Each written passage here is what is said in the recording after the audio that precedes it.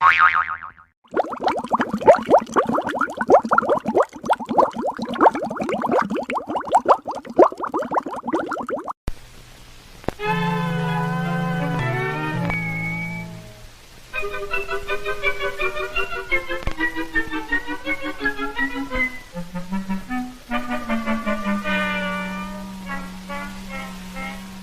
couldn't happen.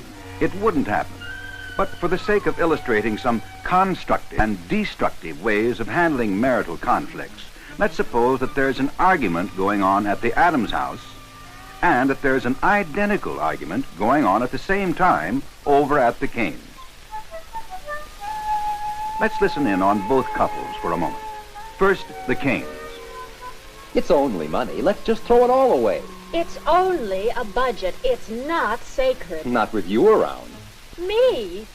Who does all the scraping and scrounging to keep us on that precious budget? I suppose it was you who shopped in 4 different grocery stores to save And money. over at the Adams house. You don't realize of it, but I shopped in 4 different grocery stores today just to save a penny here, a penny there, and a dime somewhere else. You figure I don't know why you spend so much time on the food part of it? I mean, you figure whatever you save there is yours. Oh, yes! I am very underhanded. Sure, I scrimp on the groceries just so I can have some money of my own. $2 or $3 whole dollars a month. But you have a big fat allowance built right in the budget. Oh, boy, let's... The Adamses and the Canes are at it again. The gist of their argument so similar that in switching from one house to the other, not a thread is lost. Now, the best way to handle a disagreement is through calm discussion. But as you can see, neither the Adamses nor the Canes are using the best way right now.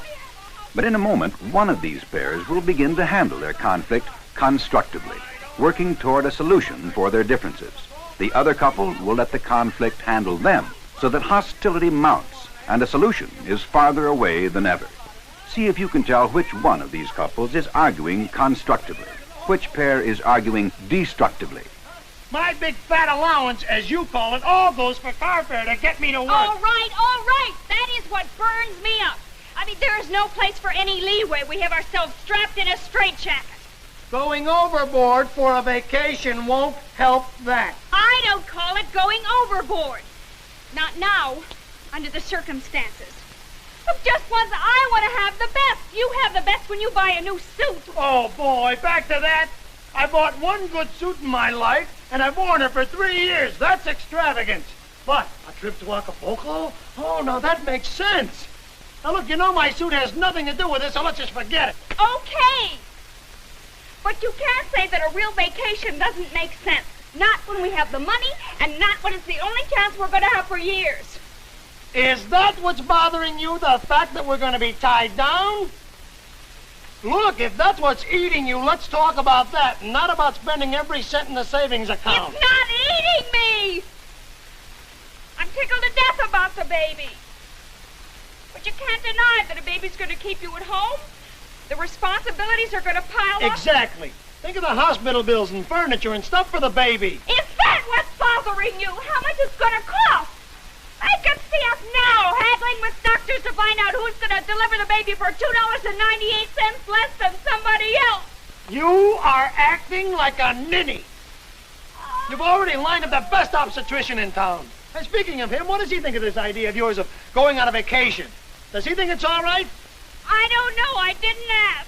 But I'm just a ninny. I'm sorry, you're not the ninny. I'm the ninny for letting you get me so worked up. Look, I understand how you feel. I'd like to break loose from the grind while we still can.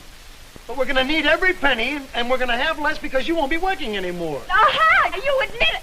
You said you'd like to break loose. You want to get away just as much as I do. I never said I didn't. I said, do we have to go whole hog? And you jumped up on your high horse. I beg your pardon. You said a budget is a budget, and I thought that meant the trip was just off. Well, it's not. Not unless you insist on going to the ends of the earth. Well, I don't insist on anything. I mean, I am willing to go anywhere I decide. Uh-huh. I mean, we decide. Oh, you gave yourself away. I did not. Did I? I said we. I did. Well, you know what I mean.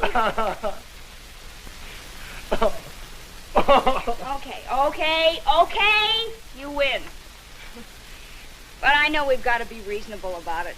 Well, then for Pete's sakes, let's argue about what we can do, huh? Meanwhile, over at the Canes, I tell you what you can do. You always do. You can stop acting like a martyr every time I inject a little common sense into the discussion. Common sense.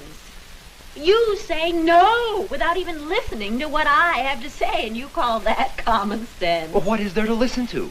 You walk into the room and announce, we're going to Mexico. You expect me to just say, yes, darling? Well, that wouldn't hurt for once. Do you have to make all of the decisions? Oh, come on, don't be so silly. Talk facts, will you? You want facts. What about the car? You bought what you wanted, didn't you? Oh, it's all right for me to work for cars and vacations.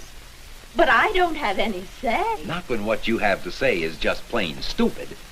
Picking out a car because it's blue. Stupid! So stupid, I'm in charge of my own department. I thought that had come out.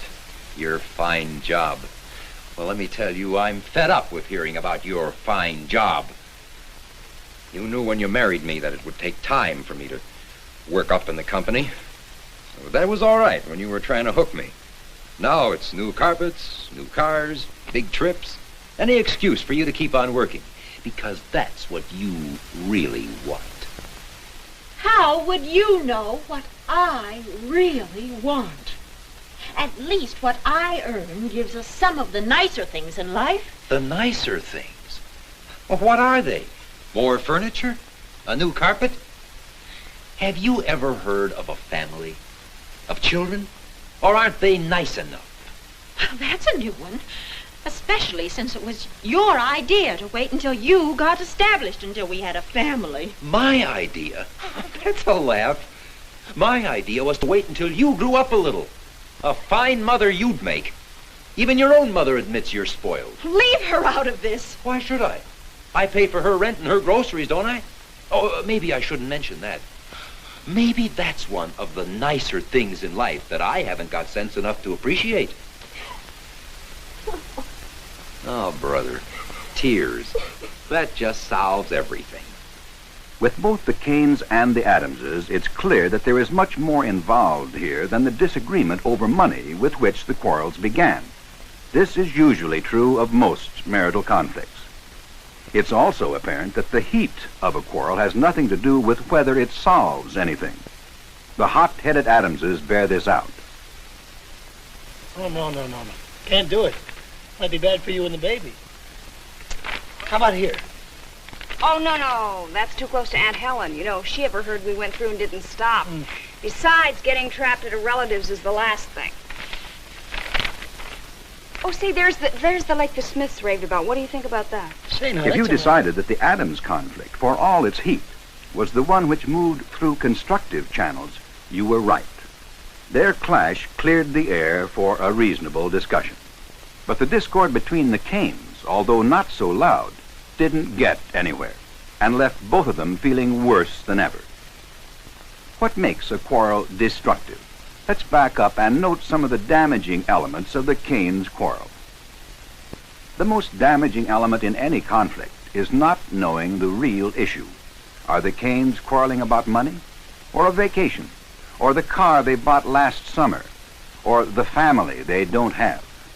Nobody knows, least of all the Canes. Whatever the real issue is, it is repeatedly sidetracked. Well, that wouldn't hurt for once. Do you have to make all of the decisions? The Canes not only allow themselves to get sidetracked into dead issues, they also get sidetracked into personalities. Well, not when what you have to say is just plain stupid. Picking out a car because it's blue. From attacking personalities, it's only a short step to hitting below the belt. Stupid! So stupid, I'm in charge of my own department. And once the hitting gets below the belt, outright hostility, the urge to hurt the other person as badly as you've been hurt, comes to the fore. My idea was to wait until you grew up a little. A fine mother you'd make. Even your own mother admits you're spoiled. Leave her out of this. Why should I? I pay for her rent and her groceries, don't I? Nowhere in the Canes' argument was there any attempt to understand the other person's viewpoint, or to find the real issue. The tension exploded the only way it could for the Canes, in tears and resentment. Over at the Adamses, tension worked itself out to the point where they could laugh at themselves. Why? What did they do to handle the conflict? Let's go back and note the things which helped. First of all, after some preliminary sparring, the Adamses zeroed in on the issue. Should we or should we not take a vacation? It took some effort, but they stuck to the issue as closely as they could while under emotional stress. Now that makes sense. Now look, you know my suit has nothing to do with this, so let's just forget. Okay. But you can't say a real vacation doesn't make sense. Not when A dead issue which could have sidetracked them was disposed of by mutual consent, and an effort was made on both sides to try to understand the other person's viewpoint. Is that what's bothering you, the fact that we're going to be tied down? To make sure that what the other was saying was understood. Is what's bothering you how much it's going to cost? I can see us now haggling with doctors. Sometimes the Adamses lapsed off into personalities, even name-calling, but they never resorted to red flag words such as stupid and spoiled the way the Canes did. You are acting like a ninny.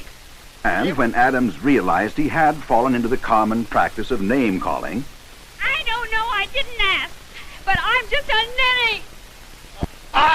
You're not the ninny. I'm the ninny for letting you get me so worked up. without a break in the argument, the statement was retracted. An apology was offered.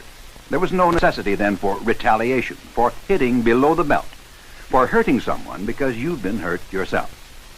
Hostility was kept in check so that when the tension exploded, it could explode harmlessly with both of them laughing at themselves. And I thought that meant the trip was off. Well, it's not.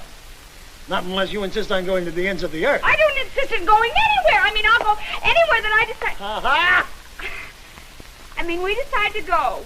Oh, you gave yourself I away. did not. Even though the Adamses may be childish enough to slam things and yell, they still show a mature willingness to compromise. Mrs. Adams, who started out wanting a trip to Acapulco, was willing to settle for less.